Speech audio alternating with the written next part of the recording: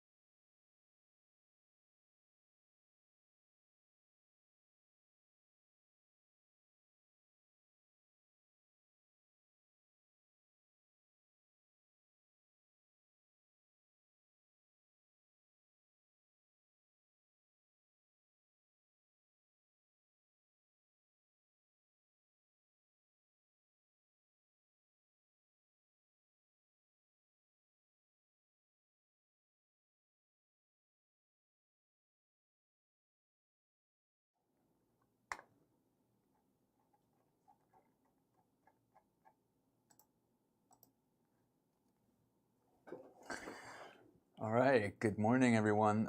Thank you for taking the time to be here today. I'm Lucas Foster, and I'm the author of Integrate Reading and Writing and Integrate Listening and Speaking. We have a lot of things to talk about today, so let's just get right into it. Just want to say thanks again for everyone to take the time for being here. And if you're using Integrate Reading and Writing, do me a favor and type IRW in the comments. And if you're using Integrate Listening and Speaking, go ahead and type ILS in the comments. And if not, hopefully you will after this. So first of all, we have a lot of things to talk about today, so I'm going to just go ahead and get right into it. I'm just going to introduce myself very briefly to you, and then I'm going to talk about the whole Integrate program using reading and writing and listening and speaking together. And then we're going to do a very basic introduction into linguistics. We're focusing on Integrate Listening and Speaking today, and linguistics is one of the main concepts that's used in Integrate Listening and Speaking, so we'll focus on that. And then I'll do a sort of unit walkthrough with you of Integrate Listening and Speaking, and then after that I'll talk about how to teach some of the academic features, and then finally we will end by doing some Q&A, some questions and answers. All right, so just to introduce myself, as I said, my name is Lucas Foster, and I am from the United States. I studied at UC San Diego. My major was international studies, history, and political science. I have about 12 years of experience in the ELT field, both as an educator and also as a content developer. I've been working at Compass for about 6 years.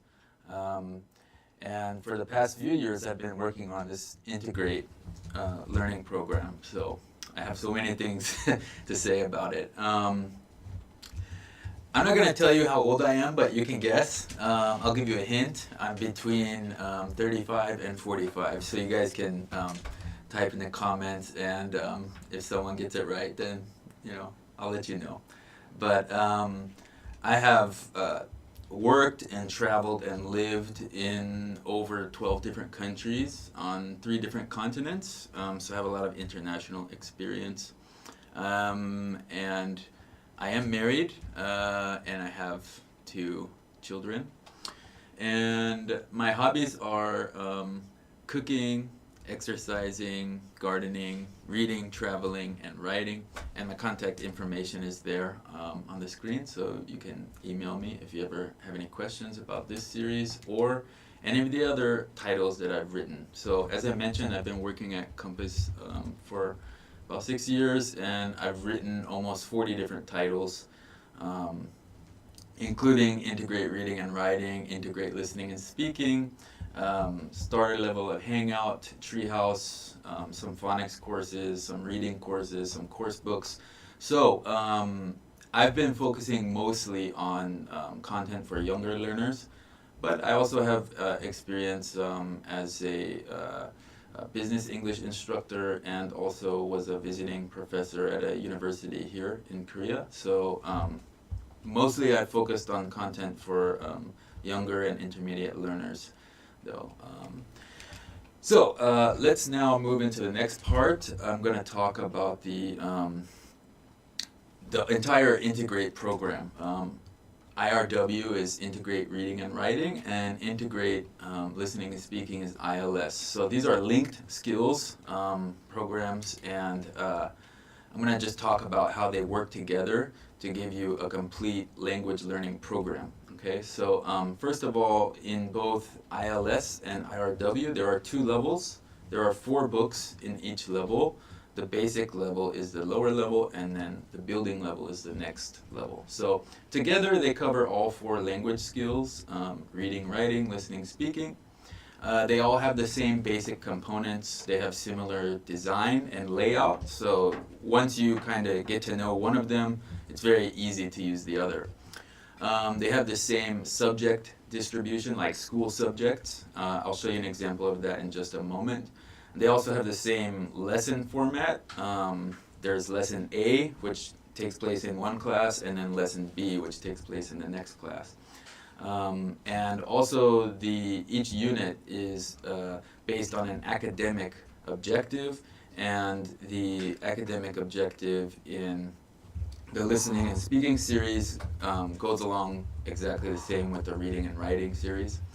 And the topics of the units are complementary. They're not the same, but they're very closely related because they're based on the same academic objectives. The components for the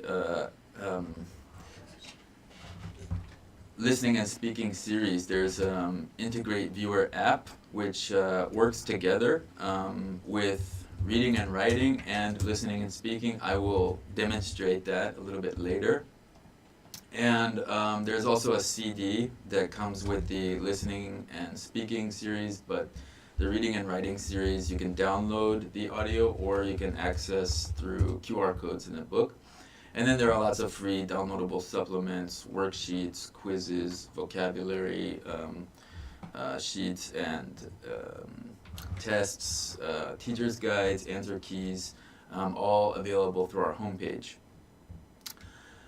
So, as I mentioned, the school subject distribution is the same in Integrate Reading and Writing and Integrate Listening and Speaking. So, in Units 1 and 2, the focus is on social studies. So, you'll have a social studies unit in Integrate Reading and Writing and Integrate Listening and Speaking, Units 1 and 2.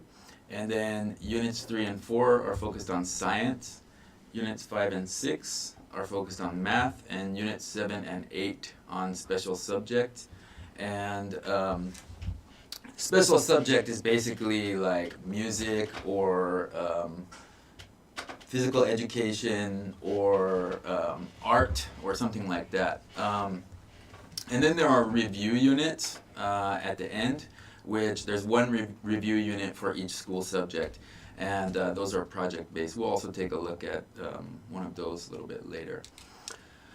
So, as I mentioned, there are academic objectives in the listening and speaking series and the reading and writing series, which are the same. And these academic objectives are based on the Korean Ministry of Education standards, and they're aligned in the listening and speaking series and the reading and writing series. So you can see an example here. We have Integrate Listening and Speaking Building Book 2 and Integrate Reading and Writing Building Book 2. So these books are at the same level with each other.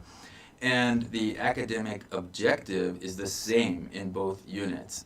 It's about basically understanding different cultures. But the topics are a little bit different. So one is kind of about exploring culture through music, and then the other one is about exploring culture through artifacts. The unit topics are a little bit different from each other, but they're focused on the same academic objective, which comes from the Korean Ministry of Education Standards.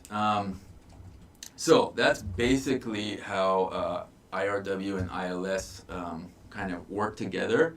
I might talk a little bit about that again towards the end, but now I want to get into focusing a little bit more on integrate listening and speaking. And as I mentioned, linguistics is kind of the driving pedagogy, the driving academic theory behind listening and speaking. And just in case you're interested, these are the research materials, the main research materials that I used. I found them very easy to understand. It's not that complicated. And also I found that very informative. Even though I've been working in this field for a very long time, this was, it taught me a lot. So the first book, Listening in the Language Classroom by John Field, is probably the one that I relied on the most and was the most informative. The second book, Spoken Language and Applied Linguistics by Michael McCarthy, that one was also very informative and very helpful. And then Intelligibility, Oral Communication, and the Teaching of Pronunciation by John Levi. That book also gave some useful information, but I would really say that the first two there really helped me a lot. And basically, one of the biggest realizations that I had when I was researching with these books is that reading and writing are very well studied in studying how to teach, and in academics, teaching reading and writing is very well researched and understood. But teaching how to teach listening and speaking is not so well understood, and there are a few reasons for that. And that's why I want to talk about linguistics with you today. We need to understand what are the differences between reading and writing and listening and speaking. Because what has happened in education is reading and writing education has been, as I said, very well researched, and so educators have basically taken the academic theories and the practices of teaching reading and writing and use those to teach listening and speaking. But that doesn't work out so well. So let's take a moment to understand some of the basic differences between reading and writing and listening and speaking. So you're all teachers, and I'm sure most of you know that there are receptive skills, listening and reading, and then there are productive skills where we produce output, speaking and writing. What you might not realize is that listening and speaking are innate skills. We're born with them. As I mentioned, I have two children, right? They're babies, and I didn't have to teach them how to make sounds. When they're hungry, they cry, right? They make sounds. That's just something that human beings are born with. We are born to communicate. It's in our instincts. Reading and writing is a skill that we must learn, and we must be taught. So therefore, the way that we do education with something that we're born with versus something that we have to learn is quite different. So that's one very important thing to understand. Seems simple, but it really makes a big difference when you're talking about education. Next, reading and writing. When you're in a classroom teaching reading and writing, text is permanently on the page. So that means that the students and the teacher can go back and look at it as many times as they want to until they have completed their understanding of it. However, when you're talking about listening and speaking, the sound is invisible and it's also temporary. So basically, learners have only one chance to understand.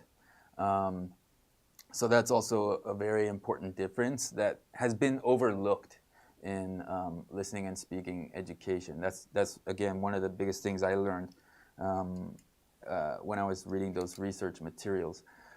So let's think about the contents that we use, the books that we use to teach reading and writing. There's a very typical path right, that usually gets followed. It starts with kind of a phonetics course, right, a phonics course book. So that's where the students learn the sounds. And then once they have learned that, B makes the sound B and all this, then they move on to decodable readers. These are the readers where the students are still learning to read. So it has sentences like, the cat and the hat and things like this. It doesn't really mean anything.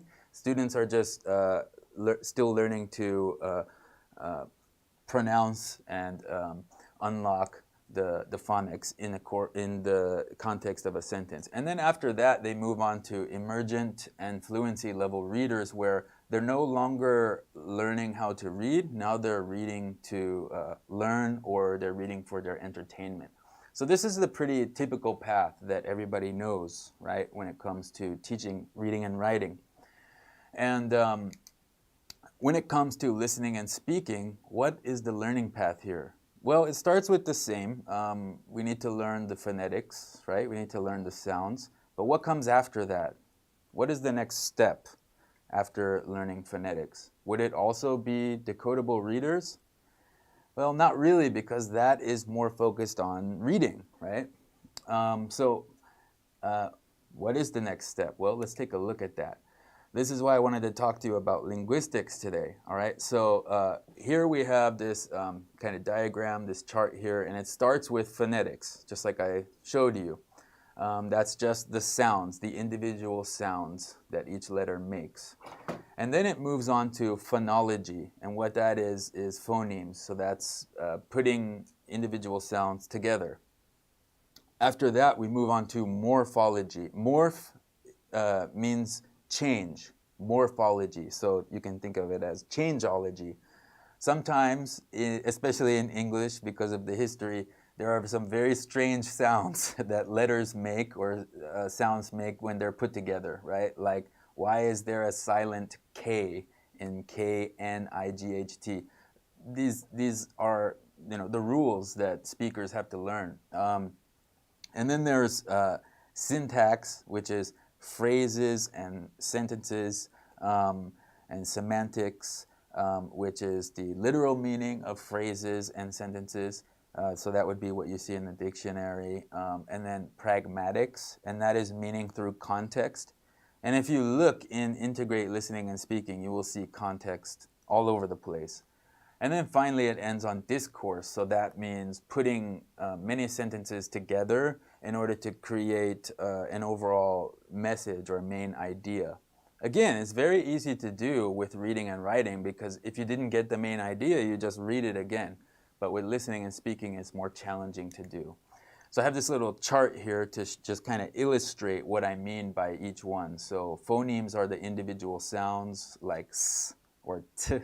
And morphemes are, how they change when they're put together.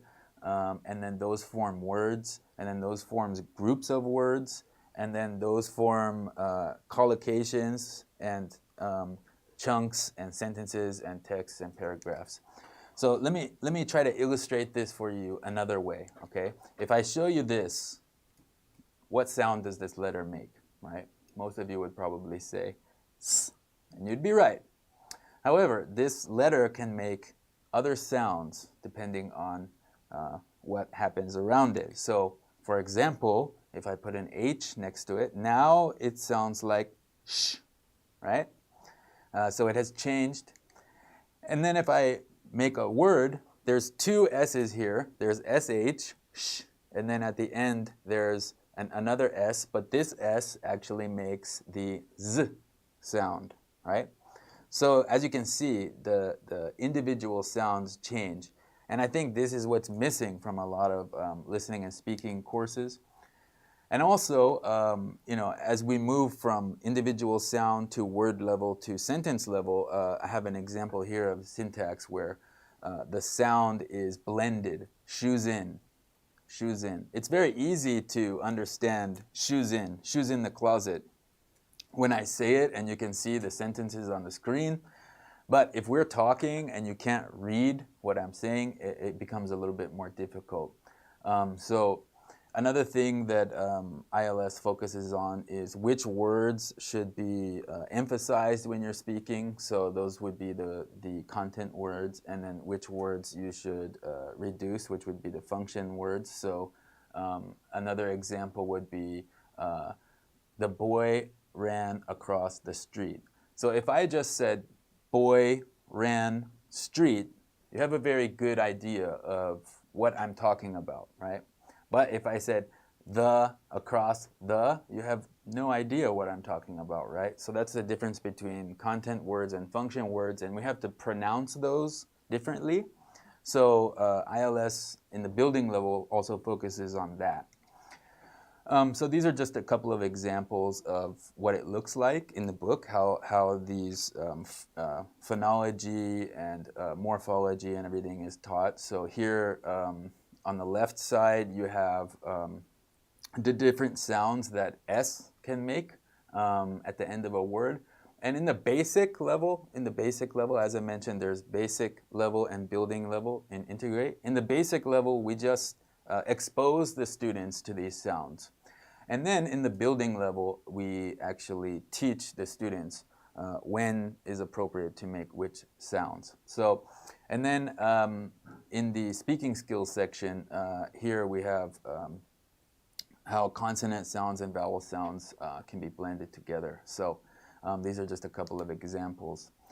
Another distinct feature about ILS is the context factors. So if I'm going into a post office, for example, before I even enter the post office, I have a basic idea of what I want to say and how the interaction will go, right? I probably won't spend much time speaking to the other person about what they did over the weekend or something like that, right? It's just a transaction between us. I want to send a letter, I'm going to communicate that to the person, they'll communicate back to me how much it costs, and then that's it. So another thing that we focus on in ILS is these context factors. So the context is the reason for the conversation, the participants of the conversation, and what environment the conversation is happening in.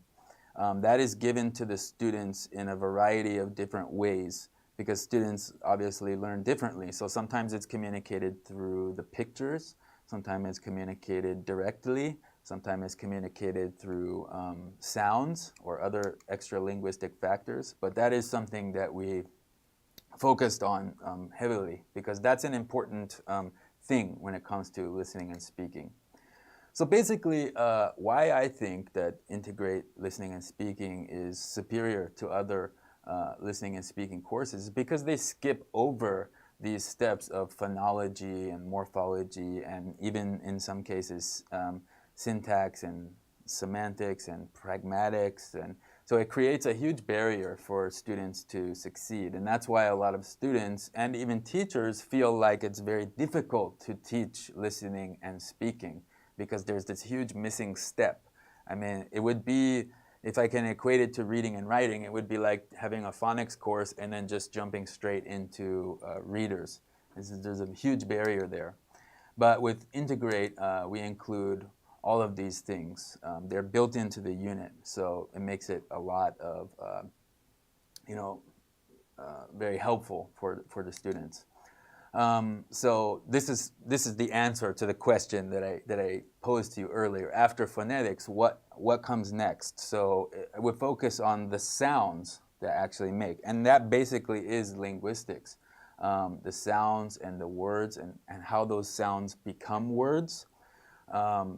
So when I say words, I'm not just talking about learning new words and what the meaning is. I'm talking about how they actually sound. Because even though there's the letter S in all of these words, it makes a bunch of different sounds. So learning that is very important for the students, because if they don't learn that, that's going to be a barrier when it comes to real communication. So yeah, Integrate Listening and Speaking does that very well. So let's take a look now at the unit structure, okay? As I mentioned, there's Lesson A and then there's Lesson B.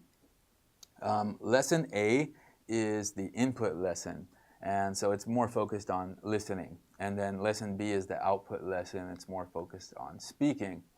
So let's just take a look at each 2 pages here. So as I mentioned, the context and the participants in the conversation and the environment, that's communicated a variety of ways. And here you can see there's a nice big bold picture which shows exactly that. So before I gave the example of the post office, here we have an example of a grocery store. There's a customer and there's a worker and they're communicating. So also on this page, it identifies a very clear learning goal and outcome. It previews the activities and it activates prior knowledge.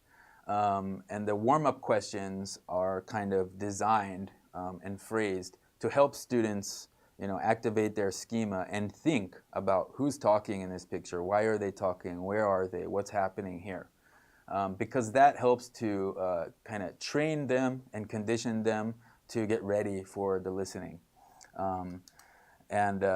So moving on to the first 2 pages, we have keywords and then we have general listening section. So we only teach 4 words in the first vocabulary set, and that seems very small. But here's the reason for that. In real communication, even in your native language, you may have heard someone say something or use a word that you didn't really quite understand.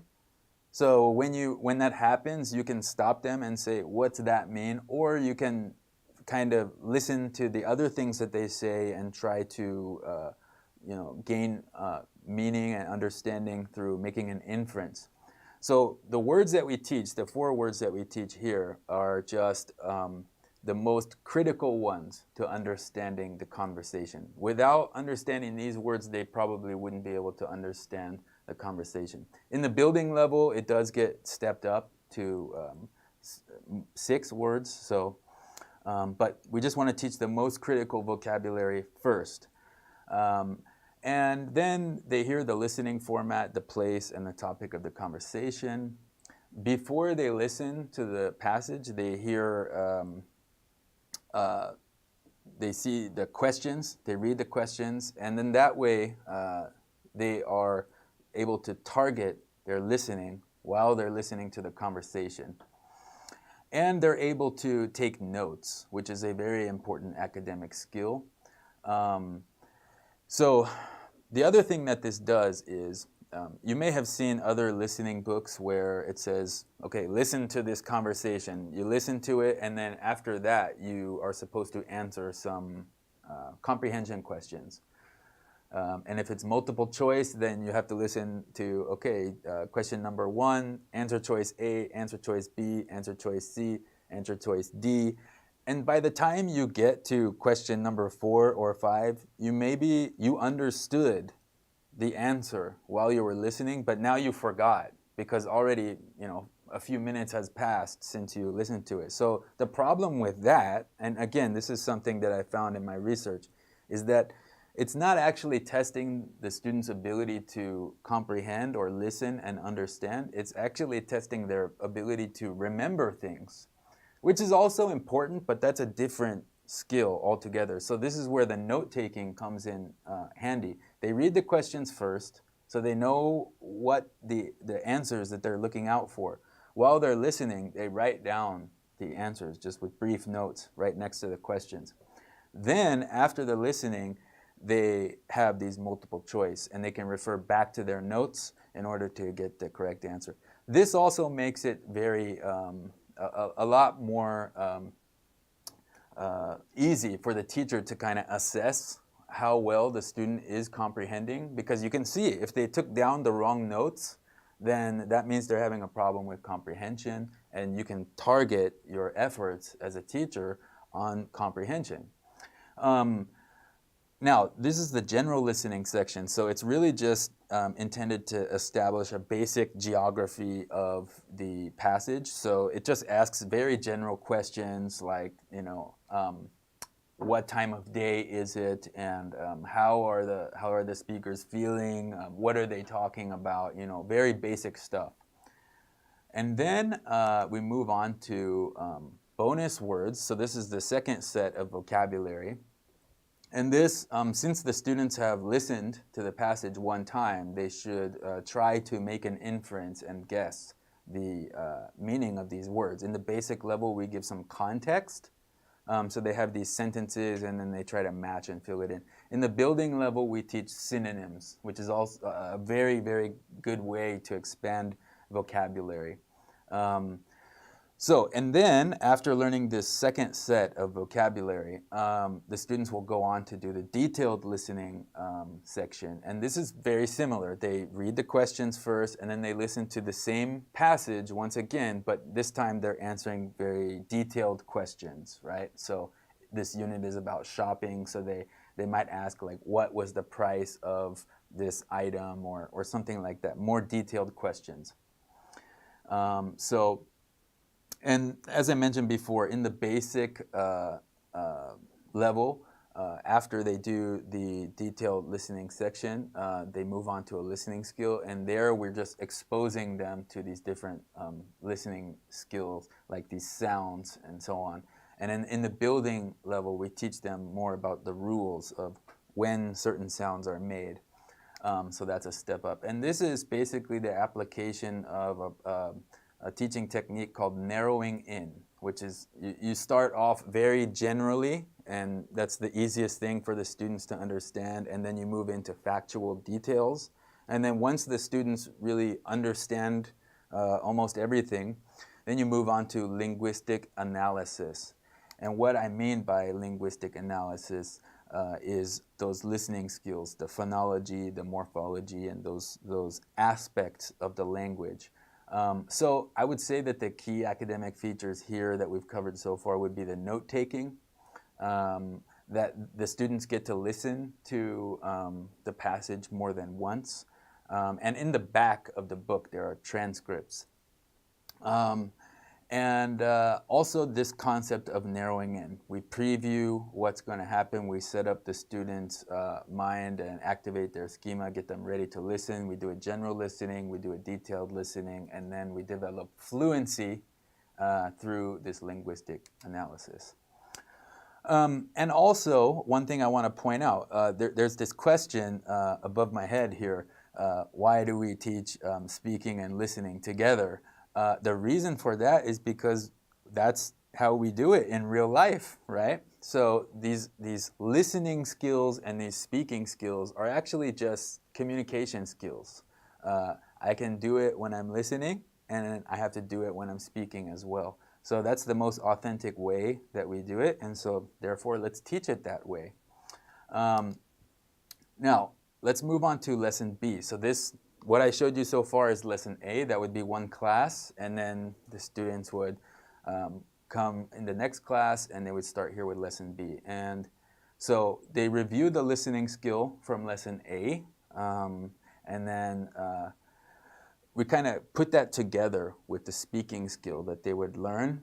So I tried to write this in a way where the listening skill and the speaking skill would be used in a compatible way. And then they practice the listening skill and the speaking skill together through an activity.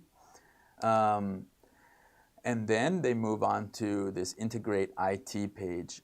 So this has a lot of engaging IT content.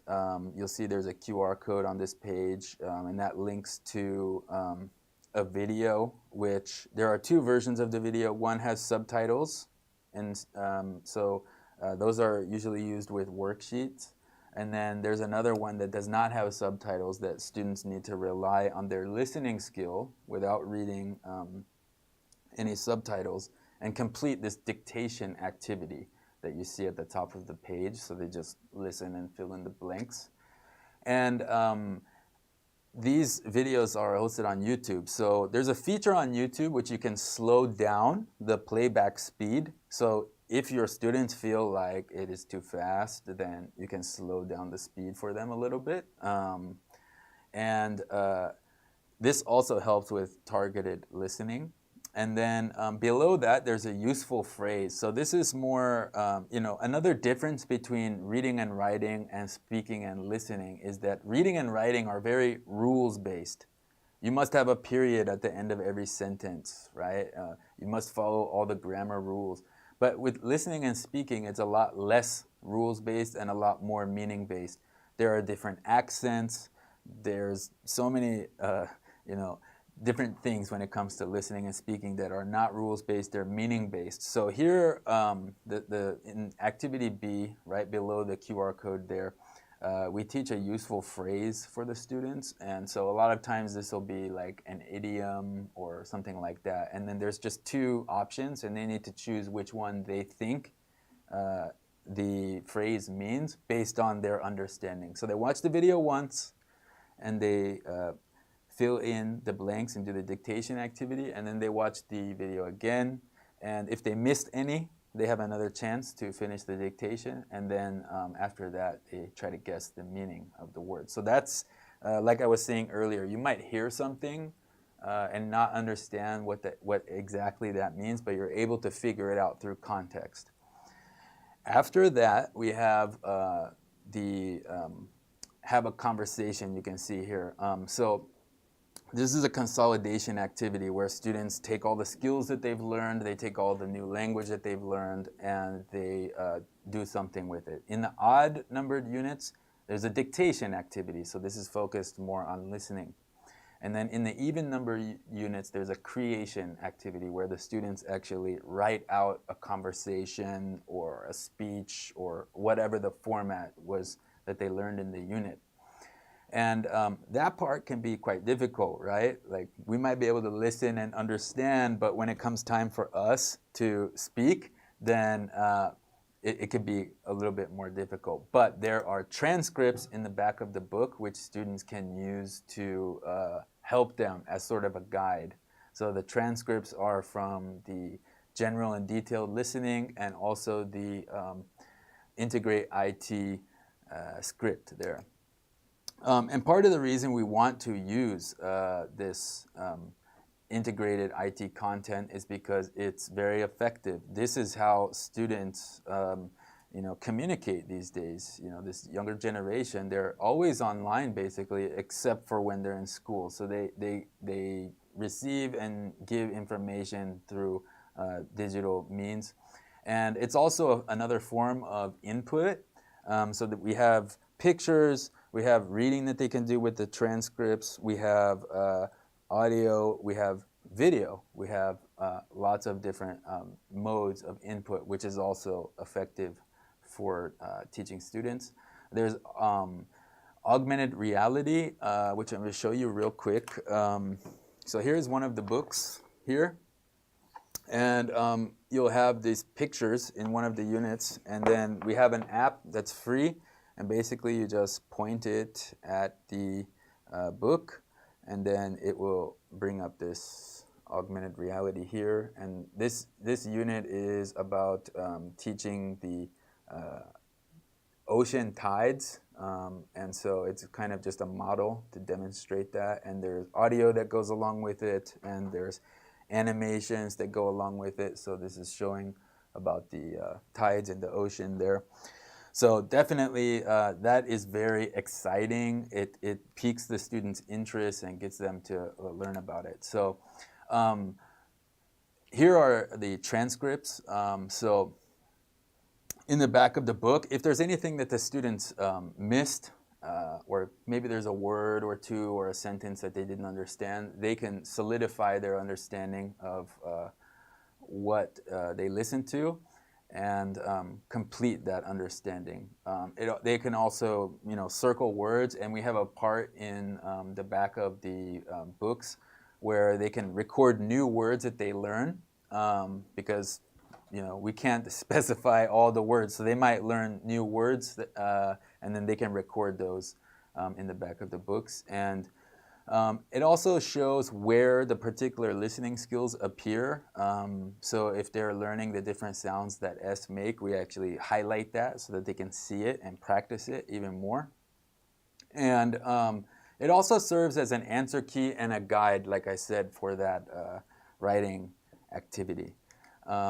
So that is basically the unit structure of ILS. You have lesson A, which is focused on input. and lesson B, which is focused on output and consolidation.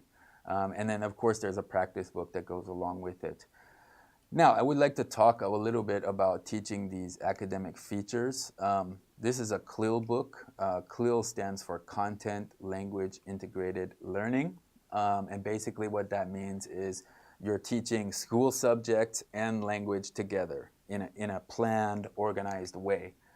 So there's a focus on teaching language, but there's also a focus on teaching something that they would learn in school subjects. And this is where the Korean Ministry of Education standards comes into play. So when they're learning like some science unit, right, they're going to be learning science vocabulary. So there's a focus on content and language, but the content sort of drives the language and gives it some context and meaning. So how do you teach CLIL? Maybe some of you have heard this before, but basically I want to say you just need to balance the content and the language demands that you're teaching the students. So first of all, understand that there's different tiers of vocabulary, different levels of difficulty. In tier 1, these are just common everyday words like wheel and door and run and he and she. And then there's tier 2 words, which are words that you encounter in a professional or academic setting, so something like therefore, right? And then there's tier 3, which means that this is an academic word that you would only find in one school subject. So for example, photosynthesis is something that you would only hear in a science classroom. Photosynthesis is the process by which plants make energy, right? You're not going to hear that in a math class or a social studies class, right? So understanding how the content drives the language and that there are these 3 tiers of vocabulary, that's going to help you a lot. So you're going to have a well-balanced portfolio of academic vocabulary, domain-specific vocabulary, and general vocabulary. Another thing you can do is use what's called the CLIL matrix. So, any trained teacher knows that you need to plan your lessons, right? You're going to do a warm-up activity first, and then you're going to do this, and you're going to do that, and so on. So you have different tasks that you plan for the students. Sometimes they're input activities, sometimes they're output activities. When you're teaching CLIL content, you just need to think about balancing the demands of the school subject that you're teaching and how that balances out with the language. So if they're learning about volcanoes, for example, in a science class, they're going to need to use certain words in English. And you need to balance the understanding of the volcanoes with the language that you have to use to teach that. And you start off easy, right, on both the content and the language side, and then you build up. So I just have an example here of how that is kind of actually built into the unit structure. So I just showed you the unit structure. This is how we built it into lesson A. There's input through exposing the students to the topic, the context, and the vocabulary. And then there's some little short discussion about it through warm-up questions. And then the input for the first listening and doing the note-taking for the general listening section and the comprehension. Same thing with the detailed listening section. And then after that, there's the listening skill input and then listening skill activity. So we balanced this language instruction, this concept of narrowing in that I showed you earlier, with the school subjects and CLIL. So it's actually very easy for teachers to plan their lessons in this way. And same thing with lesson B. You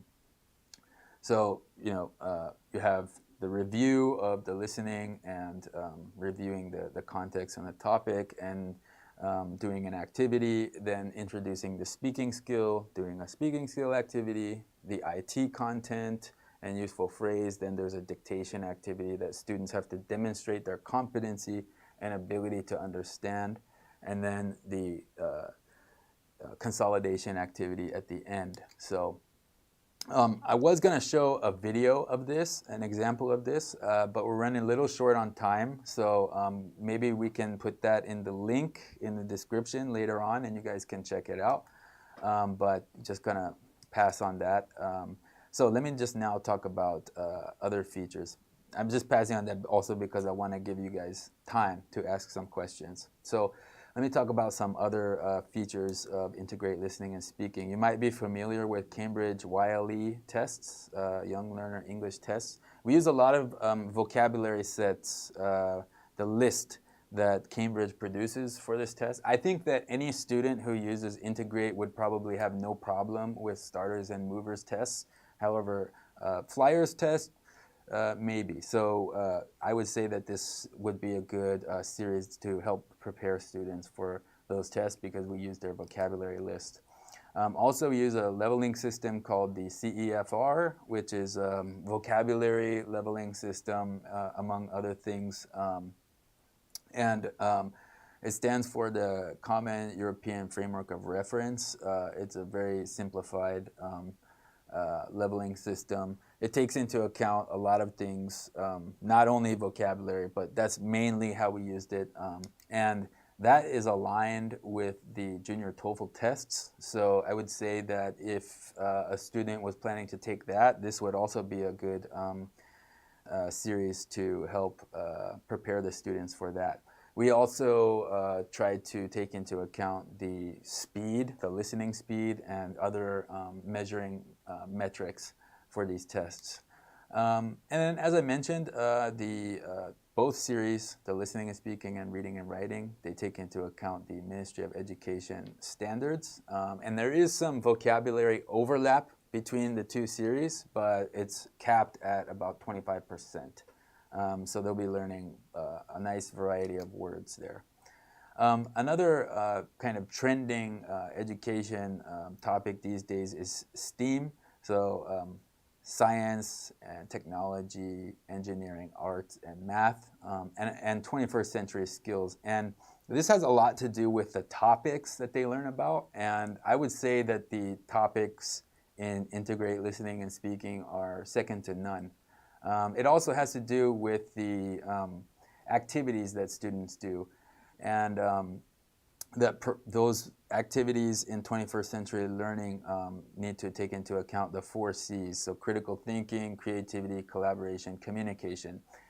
We include all of those. One example of that is the review units, project-based learning. So students cooperate on completing a project in which they deal with these topics and complete an activity together. So they're able to do all of those 4 C's together with these review units. And here are just a few examples of some of the units that I think have to do with STEAM. So using AI in farming, using drones in farming, digital literacy and fake news, career planning strategies, renewable energy, money and currency, cashless society, VR art, and there are a lot more. So yeah, I would say that a lot of the unit topics are well aligned with STEAM. So I'm not going to read everything that's on here, but these are all of the points that I think are really make integrate listening and speaking a strong series. And I hope you will consider these when you're thinking about your next listening and speaking contents. So now let's take some time for questions and answers. So I have some questions that I received beforehand from some teachers. So the first one is how to develop the speaking plus listening fluency right after the phonics stage. So I think I answered that one pretty well when I talked about phonology and morphology and those parts of linguistics. So I would suggest focusing on those parts, but understanding how the concept of narrowing in, that kind of teaching where you go from general understanding to detailed understanding to linguistic analysis is very important, because if you go from general understanding and the students are okay, and then you go to detailed understanding but the students are struggling, they're not going to be ready to analyze the language, the features of the language, right? They're not going to be ready to learn about pronunciation. They're still stuck on some points that they missed. So it is important to make sure that students understand the contents of the unit. But I do think that it's built into the unit structure in ILS. Okay, now it says number 2, the other question is how to correct students' mistakes. So this one, I would say that you would need to look at their student book as an indicator and also their practice book, because then you'll be able to see what they're struggling with. Now that you understand the unit structure, are they struggling with detailed listening comprehension? Are they struggling with the listening skill? Are they struggling with the speaking skill? Or are they struggling with dictation or creating a new conversation? You'll be able to see that. So I would suggest that you ask the students to correct their own the books. When you go over the answers in class, tell them to mark up which ones that they got right and which ones that they got wrong. That way you can very easily see which parts they're struggling with. And as you go from unit 1 to 2 to 3, you'll be able to see if there's a pattern. Oh, this student is doing great on the listening comprehension, but really struggling with the speaking skills. And then you'll be able to direct your feedback. I know that correcting mistakes for listening and speaking is challenging, but I think that this book is set up in a nice way that helps with that. So the third question we have is how to blend grammar and writing skills in with the speaking and listening activities. So in the beginning, I talked to you about how integrate reading and writing and integrate listening and speaking can be used together. So that is one way. Another way is by thinking about the objective of the communication. So we have the context given, right? I told you there's the participants, there's the environment, and the reason for communication. So think about that for a moment, because that can help to drive some grammar. So there's a unit about developing healthy habits in one of the books. So in that unit, we'll probably talk about what you should do and what you shouldn't do, right? So that would be a grammar point that you can focus on. And it's very easy to take a look at the transcripts and see what grammar structures are used. And because that context is given, you can really extract that and just focus on that one very easily. But I would also say that just keep in mind that speaking is less focused on grammar and more focused on meaning, but you can totally integrate them together.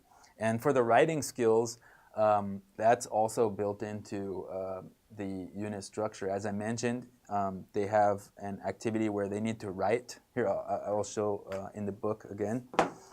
They need to, at the end of this unit, they need to create a conversation. So, and then they can use, there's a tip here. It says to look in the back of the book at the transcript. So they just flip to the back of the book and look at the transcript there as a model.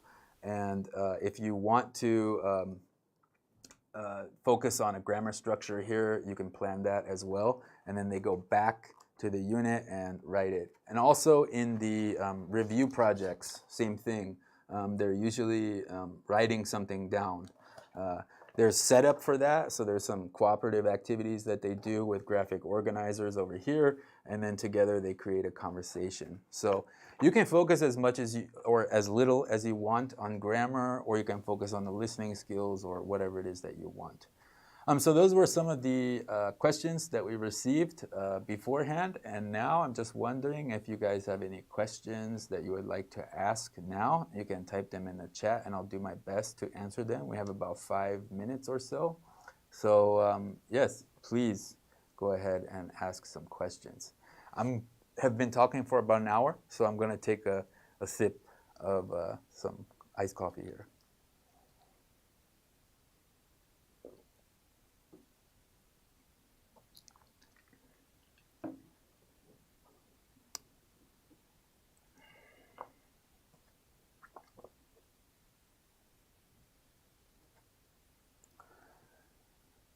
while I'm waiting for some questions, I would also like to just show you that I mentioned that students can write down new words or language that they learn, and this is where they can do that in the back of the book. They record the page and what the word is and what it means.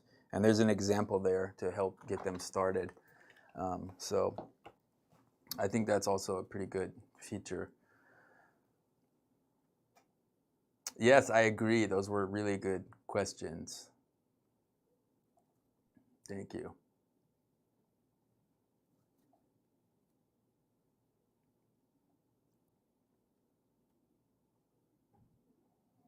Another thing I'll say about the videos is that there are real life videos, and then there are also animation videos.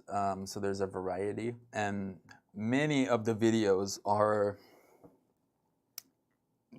in the same way that I described, that the pictures kind of set up the environment. They show the people participating in the conversation. They show where the conversation is happening. The videos do something very similar. So there are background noises. So for example, if there's a grocery store, you might hear an announcement in the background, or at an airport, you hear some announcement, right? So it gives the students the feeling like they're actually in the environment. Okay, so Michael Kim says the first was my question, so he's happy about that, and I'm happy as well. Thank you for submitting that question. That's a really good question, actually. Could you tell us about balancing language and contents one more time? Sure, so let's go back to that just for a moment.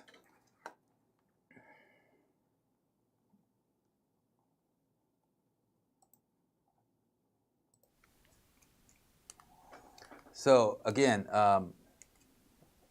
this is something that's just called the CLIL matrix, and basically what I think is important here is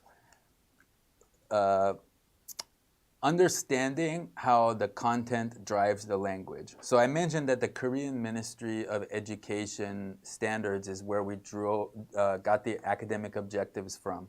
Now, sometimes an academic learning objective in, let's just say, science might be appropriate for a student in their native language, but the English language that's required to teach that would be too difficult. So we had to go through these academic objectives and decide which ones we thought would be appropriate. Is the English language that is required to teach about photosynthesis with plants or the food chain, is that appropriate for the target age groups and the levels that we're trying to teach? Or should it be lowered, or should it be raised? Because learning it in a foreign language affects their ability to understand. So basically, this is about that. It's basically about determining how difficult is the English that is required to teach about a school subject. So you know your students best, and so maybe you need to give them some support for certain words or languages or some certain ideas. But we did a lot of research on that, and I think it's very well leveled.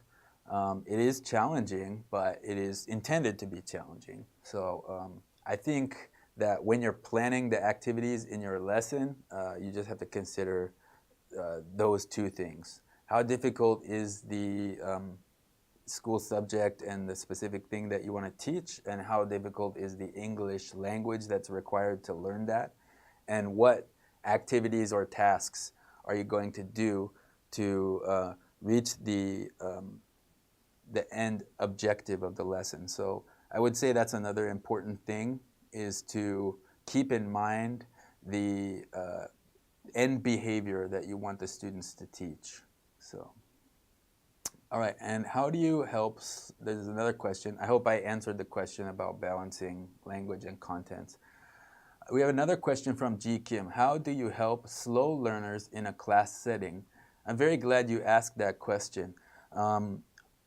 on our homepage, I don't know if it's up yet for Integrate Listening and Speaking because we just completed this, we just printed this, but you can see it for Integrate Reading and Writing. We have a teacher's guide and answer key, and there are activity suggestions for students who might be a little bit lower level than what the contents of the book are. And then there are also suggestions, it's just called level tip, and it's like on the side of the PDF. It's a suggestion for an activity that would help students who maybe feel that the book is a little easier or lower level. So I would say that for the lower level students or students who are learning a little bit more slowly, go at the appropriate pace, and also as I just mentioned, there are several techniques that we applied, like the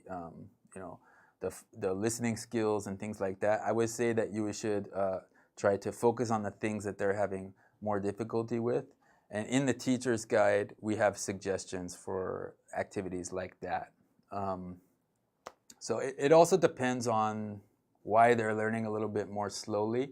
Is it the contents or is it the language?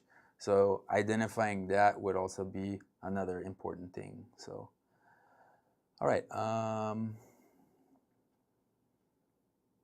We have a question about combining all 4 skills. They're all important, but it's very difficult to put them properly into the class.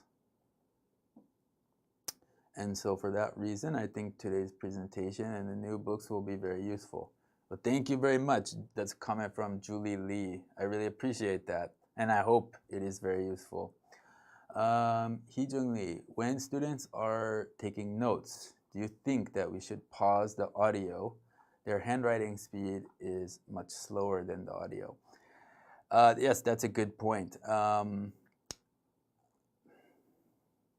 would say this. If you want to do that, do it with the general listening section, the first time that they hear it. That would be totally fine. But by pausing the audio after each time they go through where they're supposed to take notes, in a way, you're giving away the answer.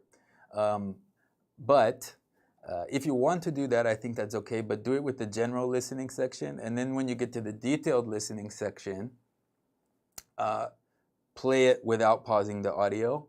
And if they still didn't get it, play it again. Instead of pausing the audio, I think playing it twice is a better approach if their handwriting speed is slow. All right.